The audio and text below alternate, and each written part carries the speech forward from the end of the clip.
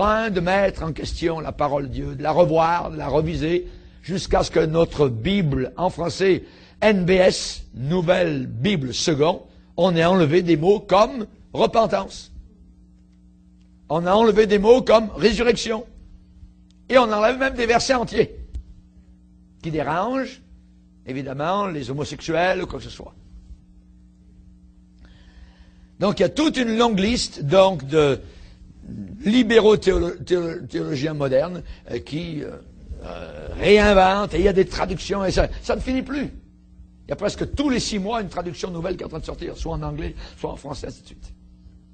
Exemple, dans le psaume 23, que vous connaissez tous très bien, l'Éternel est mon berger, voyez, eh bien, il n'y a aucun autre passage de l'Ancien Testament qui est rempli avec autant de gloire, autant de vérité, c'est merveilleux, vous voyez, l'Éternel, moi je ne manquerai de rien, ainsi de suite, fait reposer, vous connaissez ce psaume-là. Eh bien, c'est un texte, on pourrait dire, en or, dans tout le livre des psaumes, psaume 23. Et le Saint-Esprit a une place unique, n'oubliez pas, dans chaque livre de la Bible, dans les 66 livres de la Bible. Pourquoi? Parce qu'il est l'Esprit de vérité. Et le Père et le Fils révèlent toujours la vérité par le Saint-Esprit. Amen. Dans le psaume 23, l'office, le rôle du Saint-Esprit est révélé pour le livre entier, évidemment, des psaumes.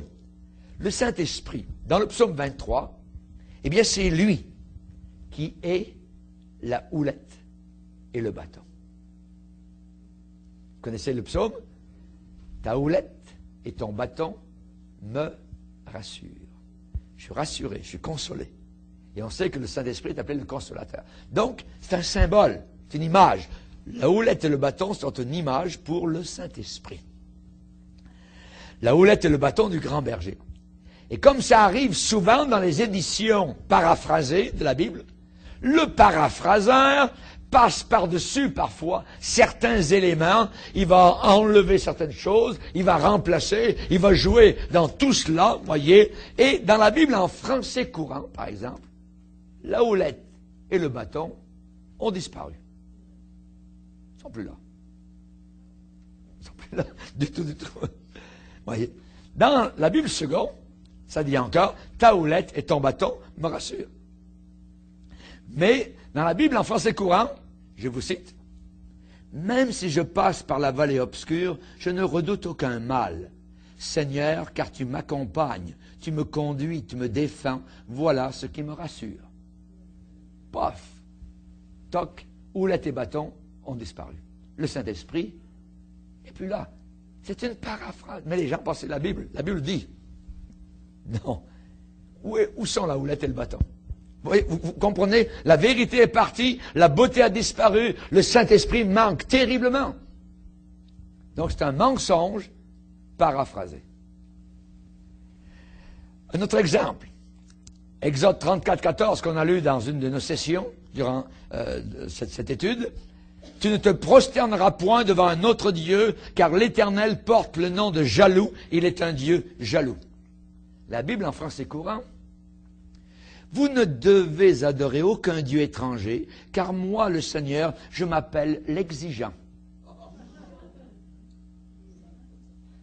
Je m'appelle l'exigeant et j'exige d'être votre seul Dieu. C'est pas ça.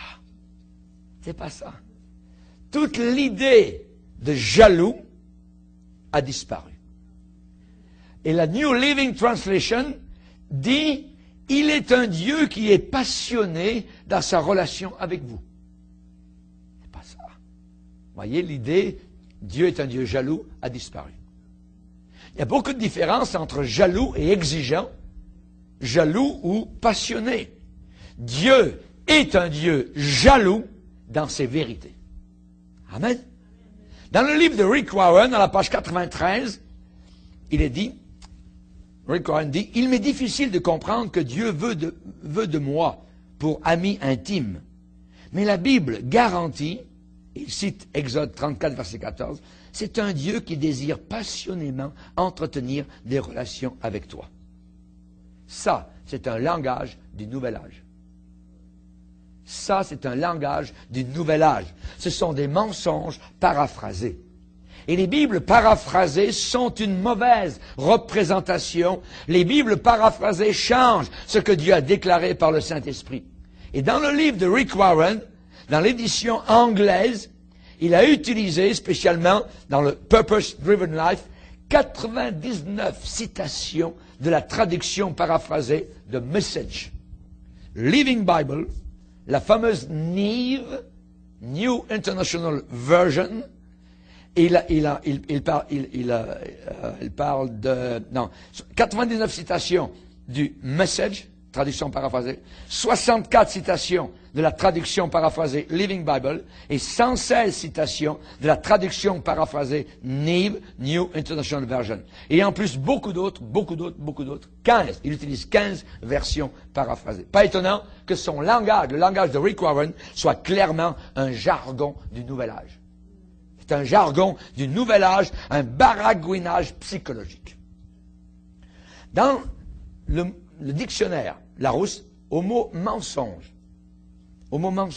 il est dit une fausse déclaration faite avec l'intention de séduire. Une fausse déclaration, un mensonge, avec l'intention de séduire. Voyez. Dans le Chambers English Dictionary d'Édimbourg, à la page 824, au mot mensonge, il est dit tout ce qui égare, induit en erreur, trompe, fourvoie, tout ce qui est de nature à l'imposture avec accusation de mensonge. Dans le Larousse, action de mentir, affirmation contraire à la vérité, affirmer ce qu'on sait être faux ou nier ce qu'on sait être vrai. Que de livres corrompus, dits chrétiens, se répandent aujourd'hui. Un nouveau Jésus est en train d'inonder les vies de milliers de personnes aujourd'hui par ces livres, par ces traductions de Bible paraphrasées. Chaque âme perdue sera sur le compte de quelqu'un avant le jour du jugement. Chaque âme perdue sera sur le compte de quelqu'un avant le jour du jugement. Et le livre de Rick Warren est rempli de ces paraphrases. Rempli. Ce livre prouve une idée folle après une autre avec une citation d'une Bible corrompue. Il mélange ces citations corrompues avec tellement d'habileté que vous devez être un maître en discernement pour détecter son but, son plan. Je n'ai jamais lu aucun autre livre qui donne autant de crédibilité à toutes ces Bibles très douteuses. Dans plusieurs cas, très peu de choses. Il y a très peu de choses dans le texte paraphrasé pour suggérer une connexion, même un lien avec le texte sacré. Nous n'oserions jamais voler à la parole de Dieu sa puissance pour racheter quelqu'un. Nous n'oserions jamais voler à la parole de Dieu sa puissance qui accomplit des miracles dans certaines vies. Ça a été le miracle de la parole qui m'a transformé, qui m'a lavé, qui m'a racheté, qui m'a pardonné, qui m'a sauvé. La Bible dit dans Éphésiens, pour m'échapper, nous avons la rédemption par son sang, sang de Jésus. Qu'arriverait-il si je prenais personnellement les citations de quelques-uns des grands auteurs d'aujourd'hui et que je change constamment leurs citations? Imaginez, voyez, je prends les citations de Charles de Gaulle, citations de je ne sais pas qui, puis moi je les paraphrase. Je ne dis pas exactement les mots qu'il a dit, mais je dis à peu près, pour faire dire ce que moi je pense qu'il a dit. Voyez, qu'est-ce qui arriverait? Eh bien, si je changeais constamment leurs citations, sans jamais dire à mes lecteurs ce que j'ai fait, pendant que ces citations seraient lues, elles véhiculeraient de mauvaises informations qui seraient attribuées à l'auteur d'origine, pas à moi, parce que je me serais caché, j'aurais dit, Monsieur Charles de Gaulle a dit, mais j'aurais étiré, rallongé ou raccourci, ou moi je le vois de cette manière. Voyez? Je ne peux même pas imaginer faire une chose semblable, même à mon pire ennemi possible. Non. Disons que j'ai fait une telle chose et que je suis poursuivi en cour de justice parce que j'ai tordu les phrases de quelqu'un. Imaginez que nous nous tenions devant le juge et pendant que ma défense est présentée, je pourrais dire quelque chose d'à peu près comme ça. Tout ce que j'ai fait, monsieur le juge, c'est de mettre les paroles de monsieur Untel dans un arrangement différent afin que je puisse communiquer, transmettre ce que moi, je pensais que monsieur Untel voulait dire. C'est vrai, monsieur le juge, j'ai ôté certaines choses qui me semblaient totalement insignifiantes et sans importance à mes yeux, et j'ai ajouté certaines autres choses pour aider à transmettre ce que moi je pensais que monsieur Untel voulait dire. Qu'est-ce que le juge me dirait? La cour me traiterait comme un insensé. Et je serais trouvé profondément coupable. Parce que je n'ai pas cité monsieur Untel de la bonne manière. Et quand, imaginez, c'est ce que beaucoup de Bibles paraphrasées font actuellement, qu'est-ce qui va arriver devant Dieu? Ah, monsieur le juge, Dieu Tout-Puissant, j'ai pensé que tu voulais dire cela, j'ai ajouté quelques mots, là je pensais que c'était insignifiant, on enlève ce verset-là. Ça va faire dur. Le Saint-Esprit nous a avertis de cela.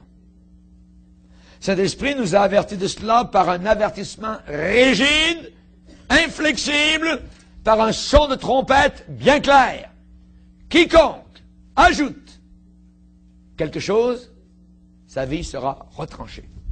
Quiconque retranche, il n'aura aucune part avec la ville de gloire, la ville sainte. C'est pas à peu près. Apocalypse chapitre 22, dans les derniers versets 18 et 19.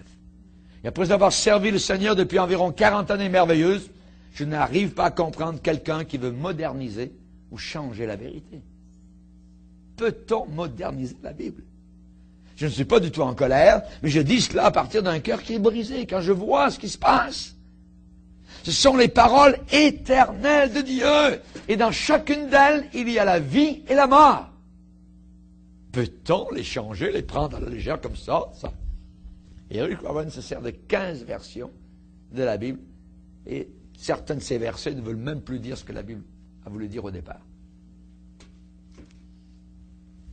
Les paroles éternelles de Dieu, dans chacune d'elles, il y a vie et mort, elles sont la vérité éternelle et pas juste quelques histoires. Voyez, le best-seller actuel sur la terre de Rick Warren, Une vie, une passion, une destinée, aurait été condamné aux cendres, au feu, il y a seulement 20 ou 30 ans, dans l'église évangélique.